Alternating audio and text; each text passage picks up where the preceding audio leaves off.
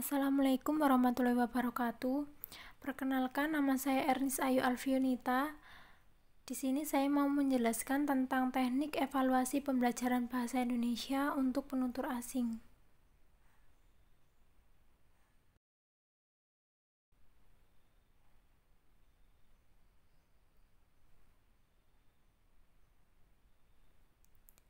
Di sini kami dari kelompok 6 yang beranggotakan saya Ernest Ayu Alfionita, Tasya Sana Safika, Miftahul Umah, Aurelia Sirken, dan Bayu Setiawan.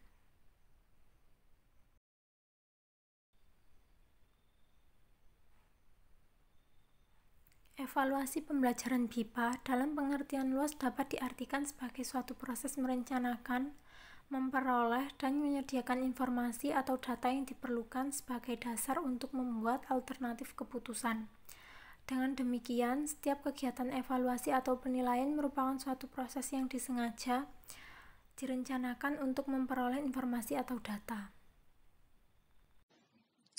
Saya Tasya Sana Safika dengan NPM 218100310007. Saya akan melanjutkan pemaparan materi yang telah disampaikan oleh teman saya, Ernest Ayu Alfionita. Prinsip-prinsip evaluasi pembelajaran BIPA. Yang pertama, pembelajar akan belajar bahasa dengan lebih baik bila diperlukan sebagai individu yang memiliki kebutuhan dan minat. Yang kedua, pembelajar akan belajar bahasa dengan lebih baik bila diberikan kesempatan menggunakan bahasa secara komunikatif dalam berbagai macam aktivitas. Yang ketiga, pembelajar akan belajar bahasa dengan baik jika diberi data komunikatif yang dapat dipahami dan relevan. Selanjutnya akan dijelaskan oleh teman saya, Miftahul Umah. Di sini saya akan menjelaskan tentang poin-poin dari prinsip pembelajaran BIPA. Yang keempat yaitu pembelajar akan belajar bahasa dengan baik jika memfokuskan pembelajarannya kepada bentuk, keterampilan berbahasa, dan strategi untuk mendukung proses pemerolehan bahasa.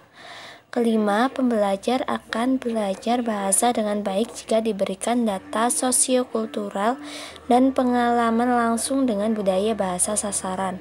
Yang keenam, pembelajar akan belajar bahasa dengan baik jika mereka menyadari peran dan hakikat bahasa dan budaya. 7. Pembelajar akan belajar bahasa dengan baik jika diberi umpan balik yang tepat menyangkut kemajuan mereka. Yang kedelapan, pembelajar akan belajar bahasa dengan baik jika diberi kesempatan mengatur pembelajaran mereka sendiri. Kemudian dalam pembelajaran BIPA juga harus memperhatikan aspek-aspek berikut ini. Yang pertama, proposal materi keterampilan dan non-keterampilan berbahasa. Yang kedua, pertimbangan lintas budaya pembelajar dan pengajar. Yang ketiga, karakteristik pembelajar. Yang keempat, tujuan pembelajar belajar BIPA. Yang kelima, penentuan penggunaan metode pembelajaran yang sesuai dengan tujuan. Yang keenam, penentuan penggunaan media pembelajaran yang efektif. Yang ketujuh, penentuan penggunaan alat evakuasi pembelajaran yang tepat. Berikutnya akan dijelaskan oleh teman saya. Baik, di sini saya atas nama Aurelia Sirken dengan nomor NPM 218100310041. Di sini saya akan melanjutkan pemaparan materi dari rekan saya Miftahul Umah. Dalam pengajaran BIPA juga harus memperhatikan aspek-aspek sebagai berikut. A. Proposal materi keterampilan dan non-keterampilan berbahasa. B. Pertimbangan lintas budaya pembelajar dan pengajar. C. Karakteristik pembelajar. D. Tujuan pembelajar belajar BIPA. E. Penentuan penggunaan metode pembelajaran yang sesuai dengan tujuan. F. Penentuan penggunaan media pembelajaran yang efektif.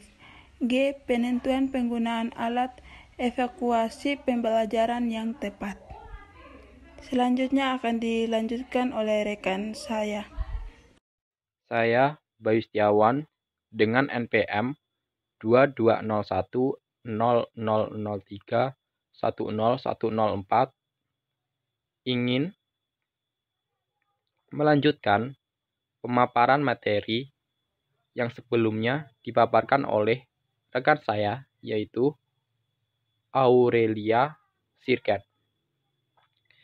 Tahapan evaluasi pembelajaran BIPA. 1. Tahapan reaksi atau reaction.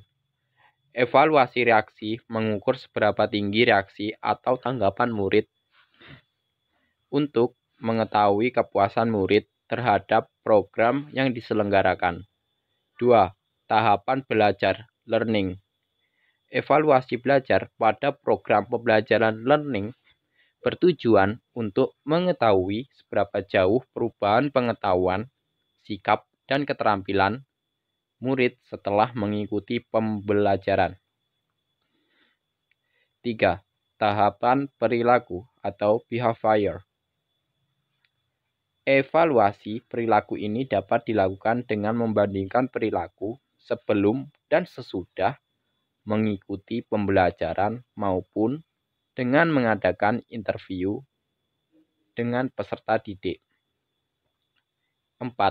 Tahapan dampak atau result. Result adalah evaluasi untuk mengetahui dampak perubahan kompetensi murid terhadap tingkat kualitas pembelajaran. Itulah pemaparan materi dari kelompok kami. Setelah ini, kami akan mengadakan sesi diskusi.